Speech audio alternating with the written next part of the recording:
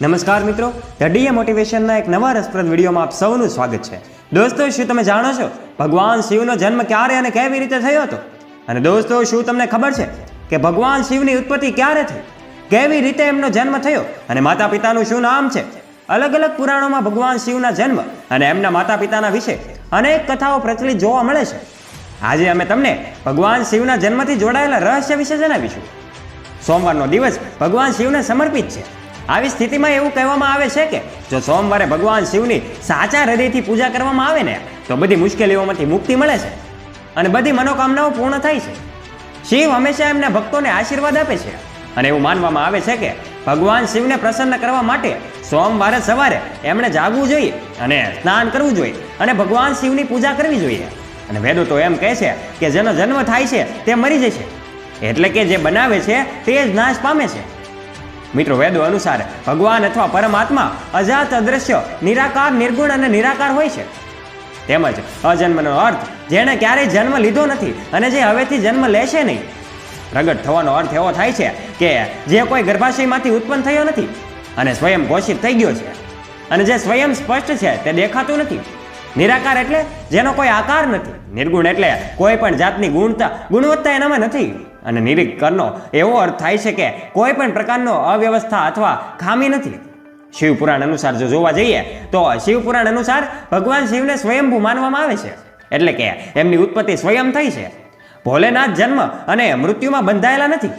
વિષ્ણુ પુરાણ આ વિષ્ણુ પુરાણમાં ભગવાન શિવના જન્મના એક સંબંધમાં એક કથા પ્રચલિત જોવા મળે છે। હવે સવાલ થાય છે કે ફરી શિવ શું છે?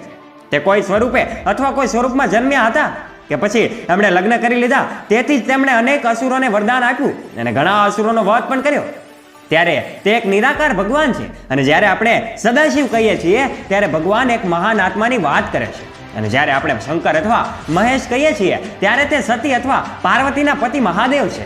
હવે અમે તમને જણાવીશું કે ભગવાન શિવનો જન્મ કેવી રીતે થયો હતો।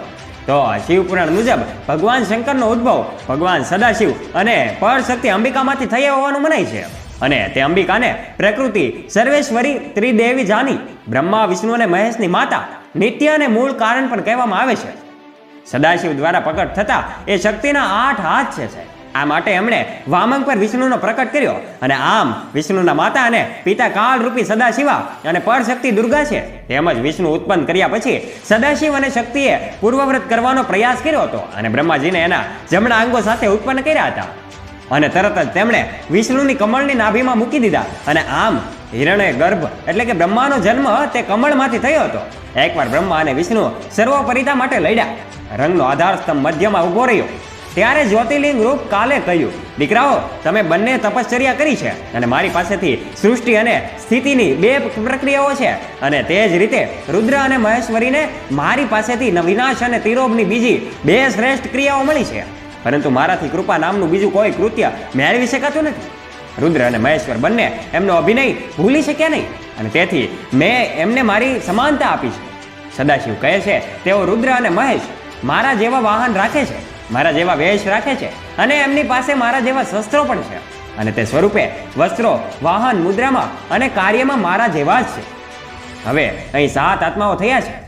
બ્રહ્મા સાથે સદાશિવ, સદાશિવ સાથે દુર્ગા, સદાશિવ દુર્ગાથી વિષ્ણુ, બ્રહ્મા, રુદ્ર, મહેશ્વર। આનાથી સાબિત થયું કે બ્રહ્મા, વિષ્ણુ, રુદ્ર અને મહેશનો જન્મ કાળરૂપી સદાશિવા અને દુર્ગા છે। સૃષ્ટિના સંહારક શિવજીને 3 મુખ્ય દેવોમાંના એક માનવામાં આવે છે।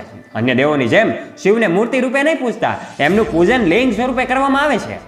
અને શિવ પરિવારમાં ભગવાન શંકર, માતા પાર્વતી અને એમના પુત્રો ગણેશ અને કાર્તિકેયનો સમાવેશ થાય છે। અને શિવજીની એક પુત્રી ઓખાનો પણ પુરાણોમાં ઉલ્લેખ જોવા મળે છે। પરંતુ શું દોસ્તો, તમને આ વાત ખબર છે? સામાન્ય રીતે શિવ પરિવારમાં એમની ગણતરી કરવામાં આવતી નથી। આ ઉપરાંત શિવ મંદિરોમાં હનુમાન, કાચબો અને પોઠિયો પણ શિવ પરિવારની સાથે જોવા મળે છે। અને જો વાત કરીએ તો દક્ષિણ ભારતમાં કાર્તિકેયને મુરુગન સ્વામી તરીકે ઓળખવામાં આવે છે અને ગુજરાતમાં હનુમાન અને ગણેશના અલાયદા મંદિરો પણ જોવા મળે છે, પરંતુ કાર્તિકેયને અલાયદું મંદિર જોવા મળતું નથી તો તે શિવાલય શિવ મંદિરમાં જોવા મળતા। તેનું કારણ એ છે કે ગુજરાતમાં કાર્તિકેયની દેવ તરીકે પૂજા થતી નથી। અને જો મિત્ર તમને આ વિડીયો ગમ્યો હોય તો વિડીયોને લાઇક કરજો, તમારા સગાઓ સ્નેહીઓ સુધી આ વિડીયોને જરૂરથી પહોંચાડજો અને અમારા આવા જ નવા રસપ્રદ અને પ્રેરણાદાયક વિડીયો સાંભળવા માટે સબસ્ક્રાઇબ કરજો ધ ડીએ મોટિવેશન નામની યુટ્યુબ ચેનલને અને ફોલો કરજો ધ ડીએ મોટિવેશન નામના ફેસબુક અને ઇન્સ્ટાગ્રામ પેજને. ધન્યવાદ.